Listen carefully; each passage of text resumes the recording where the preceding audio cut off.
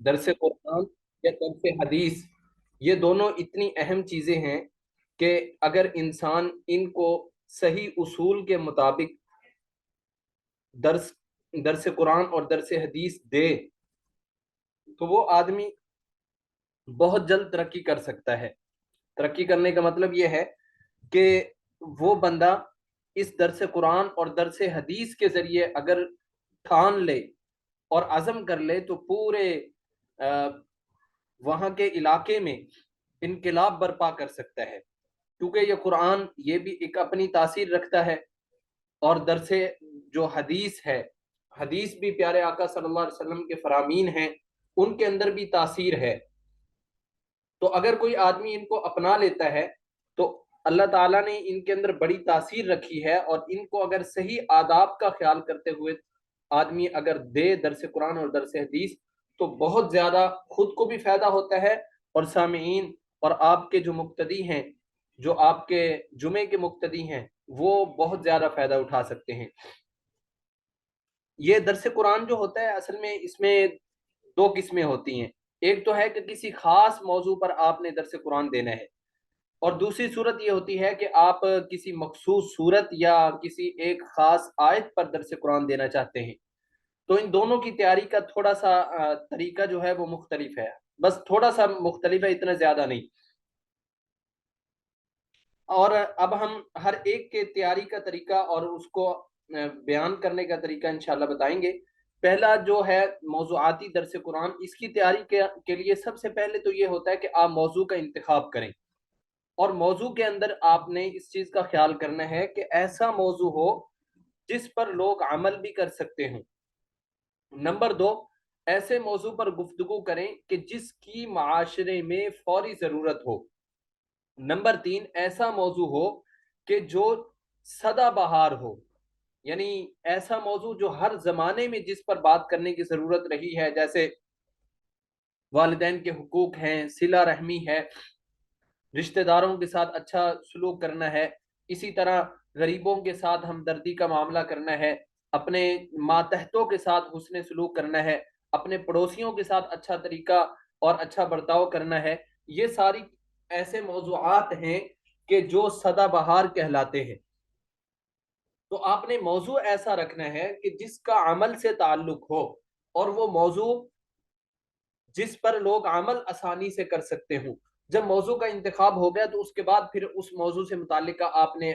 آیات تلاش کرنی ہے۔ چونکہ یہ درس قرآن ہے تو اس میں آپ نے آیت کی تفسیر آیت سے زیادہ کرنی ہے۔ تفسیر القرآن بالقرآن جس کو کہا جاتا ہے، وہ زیادہ آپ نے اس میں سب سے زیادہ اختیار کرنا ہے درس قرآن کے اندر، کہ تفسیر القرآن بالقرآن، یعنی قرآن کی آیت پڑھیں، اس کا ترجمہ کریں، اور اس کا مفہوم اور تشریح کرتے ہوئے آپ پھر اسی سے متعلقہ اسی موضوع سے متعلقہ دوسری آیت پڑھیں اور پھر اس کی تشریح کریں۔ اسی طرح آپ اس کی تشریح میں احادیث بھی لے آئیں، کیونکہ تفسیر بغیر حدیث کے مکمل نہیں ہوتی۔ تو حدیث یہ در حقیقت قرآن ہی کی تفسیر ہوتی ہے، تو آپ نے اس کے بارے میں احادیث لے کر آنی ہے۔ اور اگر آپ کے پاس وقت ہو، وقت کے دامن میں کچھ نہ کچھ گنجائش ہو، تو پھر ایک چھوٹا سا واقعہ صحابہ یا تابعین میں سے کسی ایک کی زندگی سے متعلق ایک چھوٹا سا واقعہ آپ ذکر کریں گے، یعنی اتنا نہ ہو واقعہ کہ آپ کا سارا درس قرآن وہ اسی واقعے کے نظر ہو جائے۔ اس چیز کا ہم نے خیال کرنا ہے۔ اور دوسری بات یہ ہے کہ جب آپ نے موضوع سے متعلقہ آیات تلاش کر لی تو ان کی جو تفسیر ہے وہ صرف ایک کتاب ایک تفسیر سے مت دیکھیں۔ مثال کے طور پر آپ کے سامنے انوار البیان ہے، یا صرف معارف القرآن ہے، یا اور کوئی ایک صرف تفسیر آپ کے پاس ہے اور اسی سے آپ کام چلانا چاہتے ہیں، تو اس سے آپ کے درس میں جان نہیں ہوگی، بلکہ یہ ہے کہ آپ اس کی تفاسیر کم از کم 5 تفسیریں دیکھیں اگر آپ کے پاس وقت ہو اور آپ جاندار طریقے سے درس قرآن دینا چاہتے ہیں۔ مختلف تفسیریں دیکھیں، کیونکہ ہر ایک تفسیر کے اندر کچھ نہ کچھ فرق ہوتا ہے، یعنی انہوں نے جو مفسر ہوتا ہے تفسیر لکھنے والا، اس کے ذوق کا بھی اس میں بڑا دخل ہوتا ہے، اور اس مفسر کو جس فن میں مہارت ہوتی ہے تو وہ اس کا بھی لازمی اثر وہاں دکھائی دیتا ہے، نظر آتا ہے، وہ خود ظاہر کرتا ہے اس کا اثر بھی۔ مثال کے طور پر اگر کسی کو حدیث کے ساتھ بہت زیادہ شغف ہے تو وہ تفسیر میں دیکھیے گا کہ بہت زیادہ تفسیر میں احادیث لے کر آئے گا، اور احادیث سے متعلق وہ ساتھ ساتھ کلام بھی کرے گا کہ یہ حدیث کس درجے کی ہے، وہ ساتھ ساتھ کلام بھی کرتا چلا جائے گا۔ تو اب اس کا بھی آپ کو فائدہ ہو جائے گا کہ آپ جو حدیث ذکر کریں گے وہ ایک اتھینٹک ہوگی اور تحقیق شدہ ہوگی، اور آپ کو پتہ ہوگی کہ یہ اس حدیث کا درجہ کیا ہے۔ اور اگر ایک ہی تفسیر سے آپ وہ کریں گے تو آپ کی جو بات ہے نا وہ ذرا پھیکی سی ہوگی، بس ایک ہی مفسر کے، مثال کے طور پر آپ کا ذوق اور ہے، جس مفسر کی تفسیر دیکھی ہے اس کا ذوق اور تھا، اب آپ کے ذوق اور مفسر کے ذوق میں بڑا فرق ہے۔ مثال کے طور پر آپ کا ذوق ہے کہ جب آپ بیان کرتے ہیں تو آپ چاہتے ہیں کہ میں اس میں نکات ذکر کروں، اب آپ کے پاس کوئی ایسی تفسیر ہے ہی نہیں جس میں کچھ نہ کچھ نکات ہو، تو وہاں جب آپ تو عادی ہیں نکات کے، اب یا تو خود وہاں آپ مفسر بن کے بیٹھیں گے اور قرآن کی آیت کی منمانی تشریح کرنا شروع کریں گے، جس سے بہت زیادہ نقصان ہوا ہے اور ہوتا ہے۔ تو ہم نے اس چیز کا خیال کرنا ہے کہ دو تین، اگر وقت کم ہے پھر بھی کم از کم 3 تفسیروں سے لازمی مطالعہ کریں۔ اس کے بعد یہ ہوتا ہے کہ آپ نے سوچ کے جانا ہے کہ ان آیات کو حالات حاضرہ پر میں کس طرح منطبق کروں گا۔ یہ پہلے سے آپ نے سوچ کر جانا ہے کہ اس آیت کو جو موجودہ زمانے میں حالات چل رہے ہیں کس طریقے سے میں اس کو منطبق کروں، اور اگر ہو سکے تو ابتدا میں آپ اس کی تھوڑی سی مشق کر کے جائیے، یعنی وہ الفاظ دہرا کر جائیے۔ اور اس کے بعد جب آپ، یہ تو ٹھیک ہے جب آپ تیاری کر رہے ہیں تو اس میں آیات، احادیث اور صحابہ یا تابعین میں سے کسی کا کوئی واقعہ اور عصری تطبیق یہ سوچ کر جانی ہے۔ پھر آپ نے خاکہ سازی کرنی ہے۔ خاکہ سازی کا مطلب یہ ہے کہ آپ اپنے ٹائم کو دیکھیں کہ آپ کا درس قرآن اگر مثلا 5 منٹ ہے یا آپ کا درس قرآن 10 منٹ ہے، تو آپ دیکھیں کہ میرے پاس آیات تو اس موضوع سے متعلق 6 ہیں، اگر میں صرف انہی آیات کو بیان کروں گا اور احادیث میں سے کچھ بھی نہیں لے کر آؤں گا تو اس سے بھی مجمع زیادہ متاثر نہیں ہوتا۔ متاثر کرنے ہونے کا مطلب یہ ہے کہ وہ درس قرآن کے اندر ایک چاشنی سی نہیں آتی جب تک حدیث کے ذریعے اس کی تفسیر نہ کی جائے احسن انداز سے۔ تو آپ یہ سوچیں گے کہ اب میں نے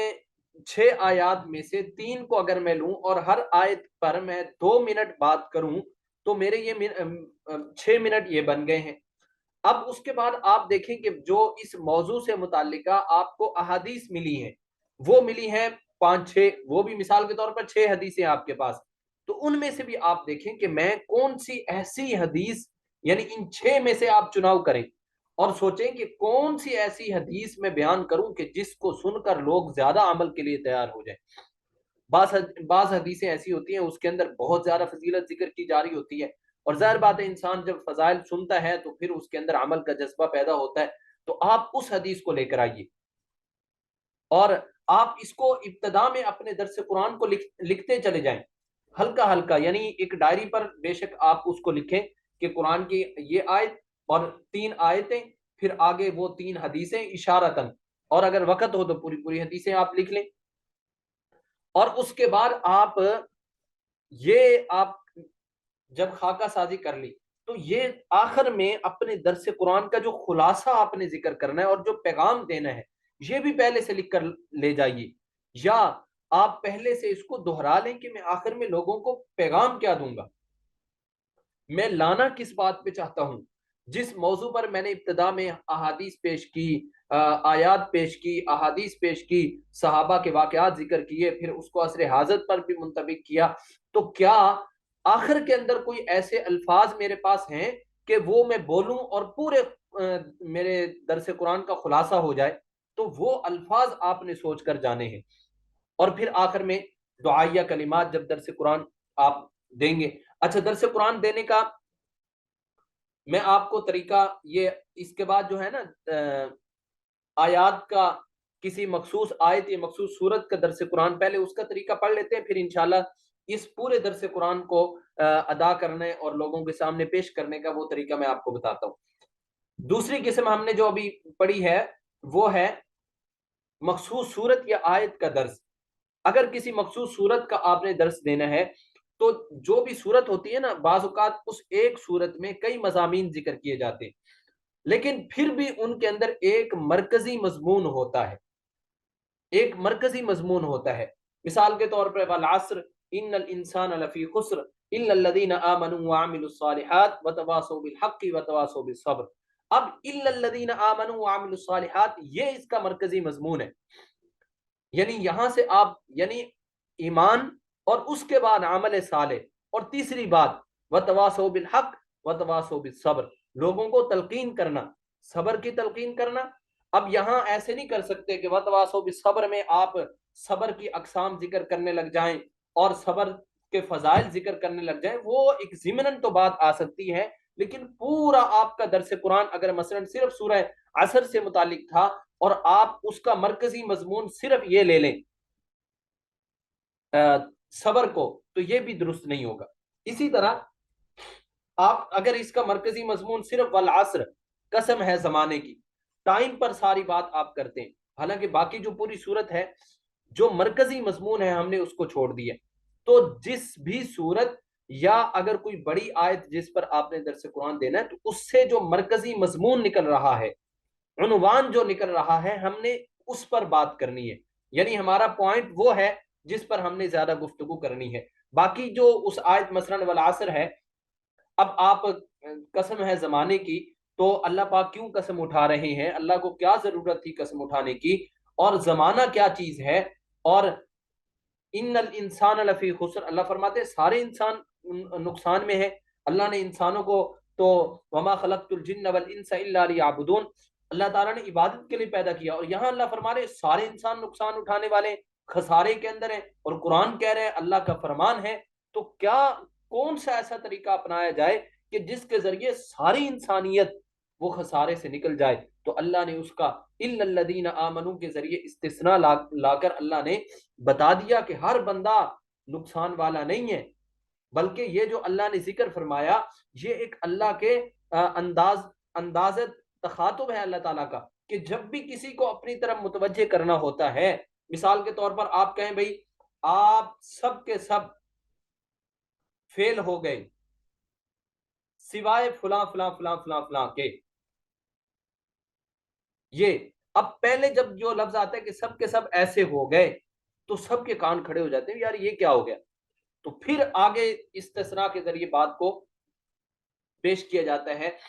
اس سے لوگ متوجہ ہوتے ہیں۔ تو یہاں بھی اللہ تعالیٰ انسانوں کو متوجہ کرنا چاہتا ہے کہ میں پہلے زمانے کی قسم اٹھا رہا ہوں، اور اس کے بعد پھر ایک میں بات کر رہا ہوں کہ نقصان میں سارے کے سارے، ان الانسان بے شک انسان خسارے میں ہے، ہاں الا الذین آمنوا، ہاں جو ایمان لایا پھر اس پر اس نے نیک اعمال کیے، اور پھر اس کے ساتھ وہ لوگوں کو حق کی اسلام کی تلقین کرتا رہا، وتواصوا بالصبر، اور پھر خود بھی صبر یعنی اسلام پر جمع رہا، اوروں کو بھی اسلام پر ثابت قدمی کی تلقین کرتا رہا، یہ آدمی نقصان والا نہیں، یہ کامیاب ہے۔ اگر یہ نہیں کرے گا، ایمان نہیں لائے گا، عمل صالح نہیں کرے گا، اور لوگوں کو حق کی تلقین نہیں کرے گا، اگر کوئی اسلام سے پھر رہے ہیں ان کو ترغیب دے کے اسلام پر نہیں لائے گا، تو ایسا بندہ بھی نقصان اٹھانے والا ہے۔ اب آپ نے مرکزی جو مضمون ہے اس پر آپ نے اپنی توجہ رکھنی ہے۔ اس کے بعد اس آیت یا حدیث کے اندر اس آیت یا سورت میں جو مشکل الفاظ آئے ہیں ان کی آپ نے مختصراً تفسیر اور تشریح کرنی ہے۔ جیسے میں نے آپ کے سامنے پہلے ہی ذکر کر دیا کہ والعصر، اس کا مرکزی مضمون تو الا الذین سے شروع ہو رہا ہے، لیکن والعصر کیا مطلب ہے اس کا، اس کے بارے میں ایک دو اقوال آپ ذکر کر دیں۔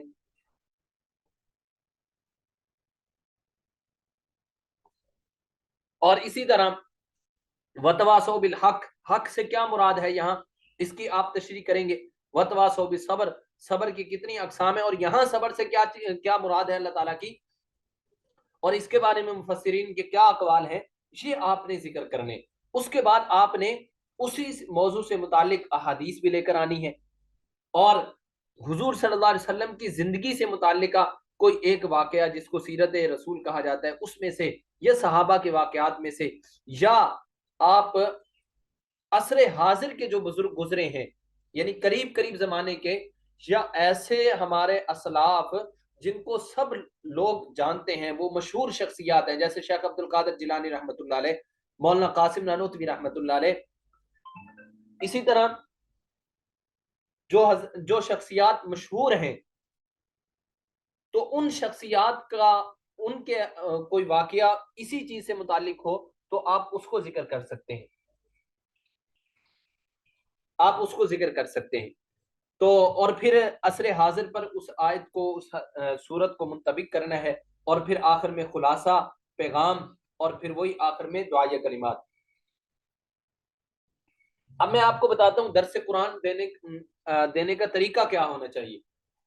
لب و لہجہ کس طرح کا ہونا چاہیے۔ بھئی درس قرآن آپ دینے کے لیے جب آئیں گے،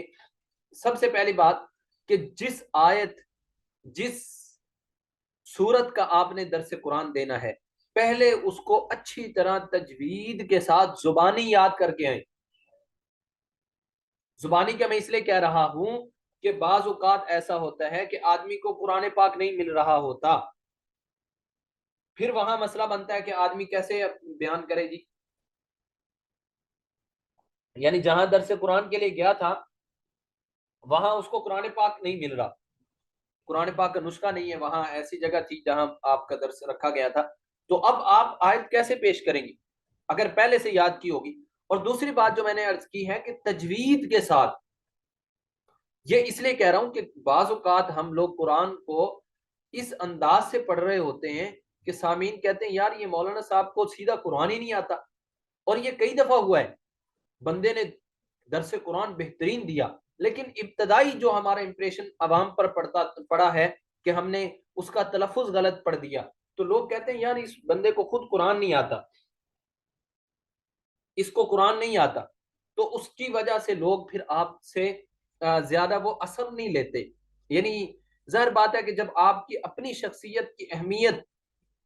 لوگوں کے دلوں میں کم ہو گئی تو اس کے بعد جتنی بھی آپ بات کریں گے، اگرچہ وہ قرآن اور حدیث، اللہ اور اس کے رسول کی بات ہوگی، لیکن چونکہ ان کے ہاں اہمیت کم ہو چکی ہے آپ کی ذات کی، اور بیان آپ کر رہے ہیں، تو وہ آپ کی بات کو پھر زیادہ اہمیت نہیں دیں گے۔ جب اہمیت نہیں دیں گے تو وہ عمل کے لیے بھی تیار نہیں ہوں گے۔ تو ہم نے اس چیز کا خیال کرنا ہے کہ قرآن کی جو بھی آیت ہم نے پیش کرنی ہے ہمارا تلفظ درست ہونا چاہیے۔ اس کے بعد جب بھی آپ نے درس قرآن دینا ہے، ہمیشہ قرآن سامنے کھول کر بیٹھنا ہے، قرآن پاک کا نسخہ وہ آپ کے سامنے کھلا ہونا چاہیے،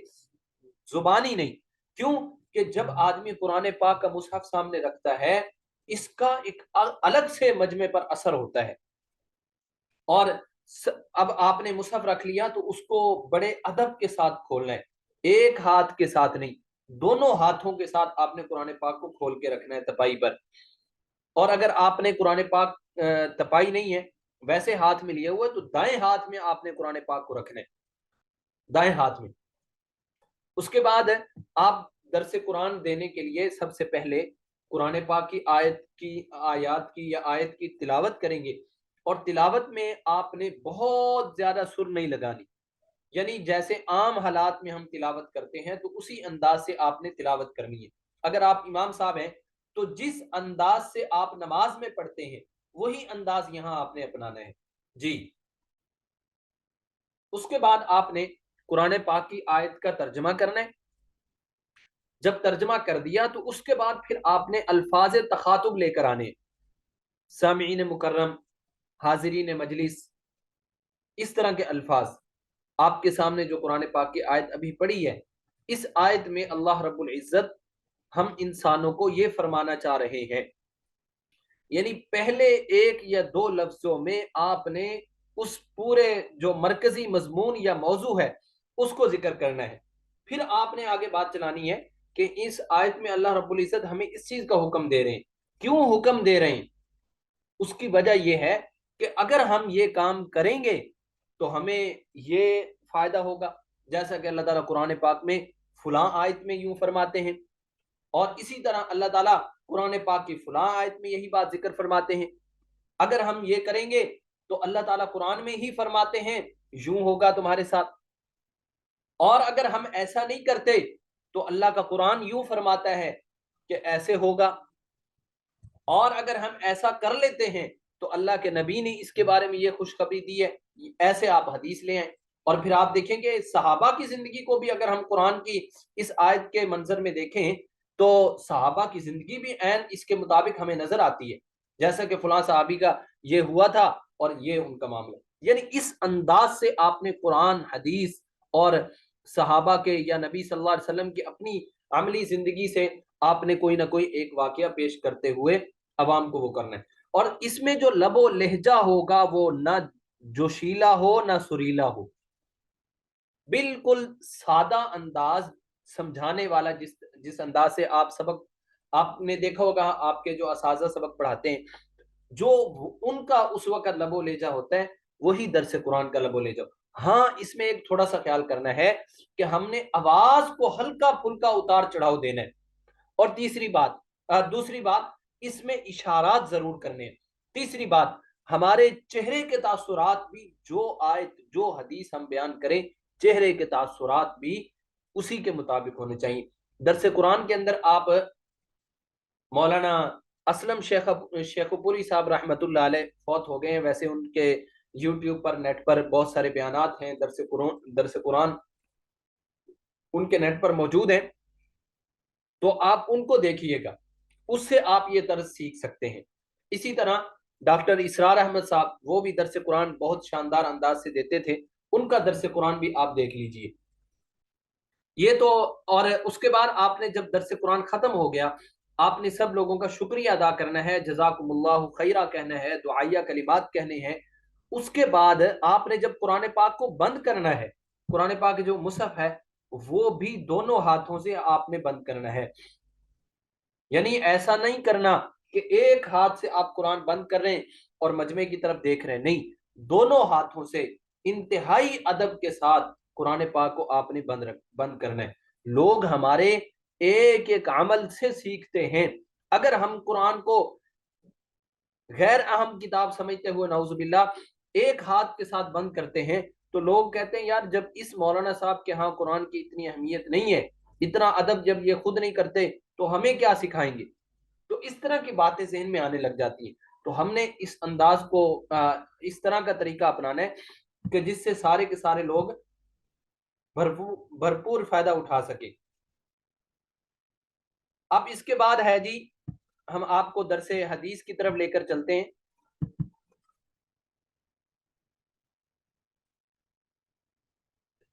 آپ کے سکرین پر شو ہو رہا ہے درس حدیث. درس قرآن اور درس حدیث ان کا لب و لہجہ تقریباً ملتا جلتا ہے، یعنی اب بیان کرنے کا دونوں کا طریقہ ایک ہے. باقی یہ ہے کہ درس حدیث کی تیاری کیسے کرنی ہے وہ میں آپ کو بتا دیتا ہوں. ابھی چونکہ رمضان المبارک آ رہا ہے تو اس میں سب ساتھی کوشش کریں، جہاں بھی تراویح آپ کو پڑھانے کا موقع مل رہا ہے تو لازمی درس حدیث دیں. یا اسی طرح اگر آپ کہیں امام ہیں تو رمضان المبارک میں کوئی ایک نماز کے جس میں نمازی سہولت کے ساتھ بیٹھ سکتے ہوں، شریک ہو سکتے ہوں اور زیادہ ہوتے ہوں، اس نماز کے بعد آپ درس حدیث دیں. درس حدیث کے اندر سب سے پہلے تو یہ ہوتی ہے کہ آپ نے اگر روزانہ کی بنیاد پہ درس حدیث دینا ہے تو اس کے لیے آپ کوئی نہ کوئی کتاب منتخب کریں گے کہ جس کی حدیث آپ روز پیش کیا کریں گے. مثال کے طور پر یہ کتابیں ریاض الصالحین ہے، معارف الحدیث ہے، ترجمان قرآن و سنہ یہ بھی حدیث کی کتاب ہے. تو یہ مثلا، اور اسے ترغیب و ترہیب ہے. اس طرح کی جو حدیث کی کتابیں ہیں ان کو آپ لیں، کوئی ایک کتاب متعین کر لیں. اور اگر آپ نے کسی ایک موضوع پر روزانہ درس قرآن دینا ہے تو اس موضوع کو منتخب کریں. اور اس درس حدیث کی بات کر رہا ہوں، معذرت، اگر آپ کسی ایک موضوع پر درس حدیث دینا چاہتے ہیں تو اس موضوع کا انتخاب کرنے کے بعد اس سے متعلقہ حدیث آپ تلاش کریں. مثال کے طور پر آپ لوگوں کو لانا چاہ رہے ہیں کہ وہ تہجد کی نماز کا لازمی اہتمام کریں، تو اس کے بارے میں آپ حدیث تہجد کے فضائل میں جتنی احادیث ہیں وہ پیش کریں. یا اسی طرح آپ شہری لوگوں کے بارے میں آپ بتانا چاہتے ہیں کہ وہ کئی لوگ رات ہی کو کھانا کھا کے سو جاتے ہیں اور سحری نہیں کھاتے، تو اب سحری کھانے کی کیا فضیلت ہے؟ تسحروا فإن السحور برکت، حضور صلی اللہ علیہ وسلم کا فرمان عالی شان ہے۔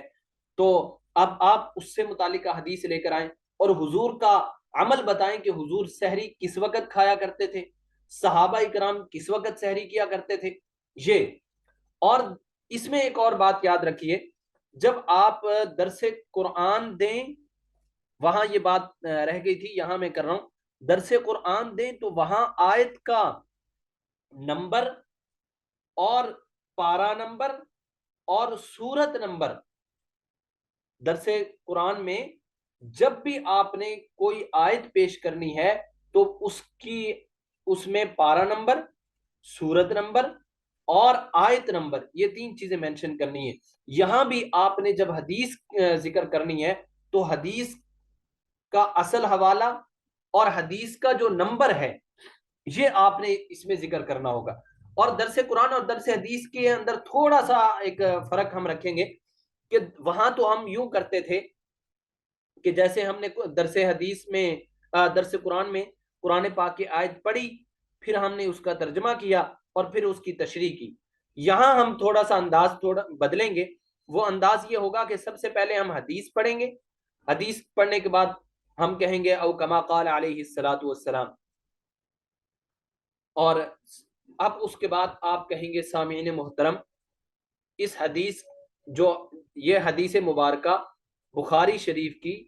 جلد نمبر 1 اور حدیث نمبر یہ ہے، جو حدیث آپ کے سامنے ذکر کی گئی اس کا نمبر یہ ہے اور یہ بخاری شریف کی حدیث ہے۔ اور اس میں آپ ذکر کریں گے حدیث کا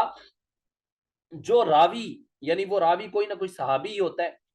تو جو صحابی ہے اس صحابی کا مختصر تعارف، مثال کے طور پر وہ صحابی حضرت ابو ہریرہ رضی اللہ تعالی عنہ ہے، تو اب آپ ان کا تعارف یہ ذکر کر سکتے ہیں کہ آپ کا مشہور نام تو ابو ہریرہ ہے، لیکن جو اصل آپ کا نام تھا وہ عبد الرحمن ہے، یہ آپ کا اصل نام ہے۔ اور دوسرا آپ اس کے بارے میں بتائیں کہ اس صحابی کی خصوصیت یہ ہے، یعنی اس صحابی کا مختصر تعارف اور اس کی کوئی نہ کوئی خصوصیت۔ مثال کے طور پر سیدنا ابو ہریرہ رضی اللہ تعالیٰ عنہ کی خصوصیت یہ ہے کہ صحابہ میں سب سے زیادہ احادیث کو روایت کرنے والے حضرت ابو ہریرہ رضی اللہ تعالیٰ عنہ ہیں، یہ آپ کی خصوصیت ہے۔ تو اس انداز سے آپ خصوصیت کا ذکر کریں۔